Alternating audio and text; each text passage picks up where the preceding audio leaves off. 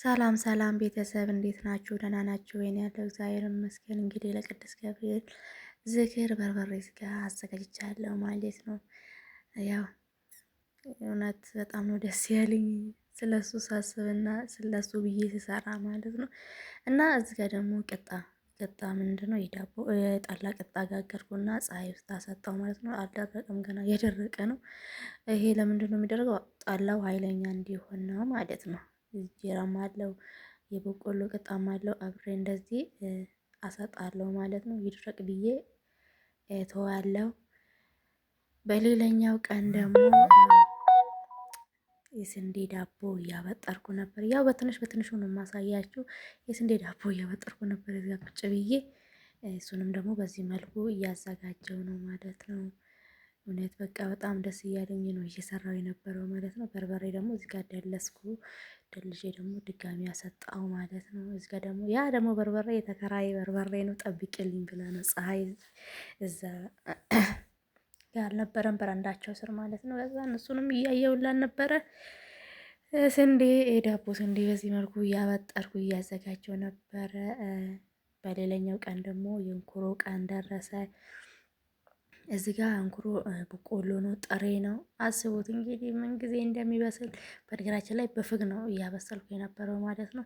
አረ ብለዛ እንግዲህ በማገዶ አይቻልም። ይቅርታ እንግዲህ ጉንፋኑ አልጠፋ ብሎ አስቸግሯል። በትንሹ ማገዶ እየጨመሩ ኩበት ነው። እዚህ ጋር ደግሞ የሆነ የተከራይ ልጅ ነበረና ህፃን ነው። ካላደረግሽልኝ ብሎ ሰሃን ይዞ አልመጣም እና አደረግኩለት። በዚህ መልኩ ውሃውን እያደረግኩበት እየገለባበጥኩ አበሰልኩ ማለት ነው። ውሃ ካልጨመራችሁበት እንግዲህ አይበስልም ማለት ነው። ማለት ጥሬ ስለሆነ ድርቅ ይላል እንጂ አይበስልም። ከዛን ውሃ እያርከፈከፋችሁ ነው። እንደዚህ ነው። እኔ ግን እንደዚህ ነው የማበስለው። ያው ሌሎች ደግሞ መጀመሪያ አሻሮ ያዘጋጃሉ። እኔ በጥሬ ስለሆነ ነው ማለት ነው። መጀመሪያ በቆላ ኖሮ እንግዲህ አሁን የጨመርኩበትን ነገር ያወቀ ሰው ይሻለማ። አሁን የጨመርኩበት የዳቦና እንጀራ ነው ማለት ነው። የዳቦና እንጀራ ትናንትና ለምሳሌ ዘፈዘፍኩና አሳድርኩ። ጠዋት ደግሞ በእንትን በሰለ ነገር አርጌ ውሃ አጠብኩ። አጥቤ ከዛን በመጥለያ አስቀመጥኩና አሁን እንኩሮ ሳኖክር ጨመርኩበትና አብሬ አኖክራለሁ ማለት ነው። እመቤቴ ምስክር ጠላው ጠላ እንዳይመስላችሁ እግዚአብሔርን። እኔ የሆነ ጊዜ እንደዚህ እንጀራ ዳቦ ለላም ነበር ተሰጠ የነበረው። አሁን ግን ካየው በኋላ ጠላ መስራት ጀምሬያለሁ ማለት ነው። በዚህ መልኩ አብሬው አኖክራለሁ ማለት ነው። በጣም ዋው ጠላ ነው ማለት ነው። ከዛ መጀመሪያ ያነኮርኩት ነበረ ቅድሚያ ማለት ነው፣ ቪዲዮ ሳልቀርጽ በፊት። ይሄ ሁለተኛዬ ነው ማለት ነው። በዚህ መልኩ መዳበሪያ ውስጥ ጭምር አደርገዋለሁ። ከዛን አፍነዋለሁ ማለት ነው። ያልበሰለም ካለ ለምሳሌ ጓጉለ ካለ እዛው ፍን ብሎ ይበስላል ማለት ነው። በትኩሱ እንደዚህ በመዳበሪያ ውስጥ ጨምሬ ፍን ሳደርግ እንግዲህ አስቡትም ዋው ጠላ። በዛ ላይ ደግሞ ቀይ ነው የሚሆነው።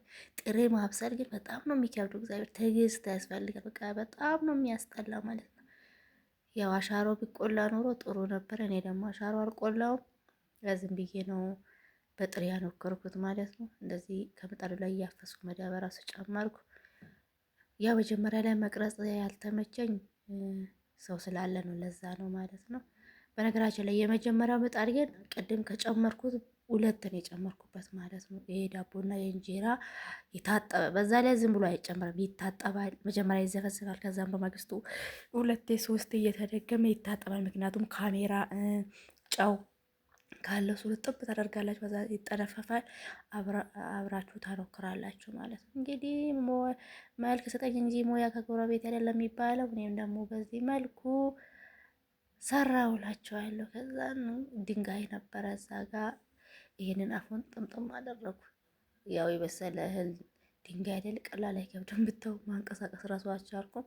ከዛ እንደዚህ ጥቅልል አድርጌ የሆነ ድንጋይ ነበረና እዛ ጋር አንስቼ ጫንኩበት ማለት ነው። እንግዲህ ሁለተኛ ፓርቲ ይመስላል። ሶስተኛ ፓርቱ ደግሞ የድግሱ ዕለት ይሆናል። እንግዲህ ምንም ማድረግ አይቻልም።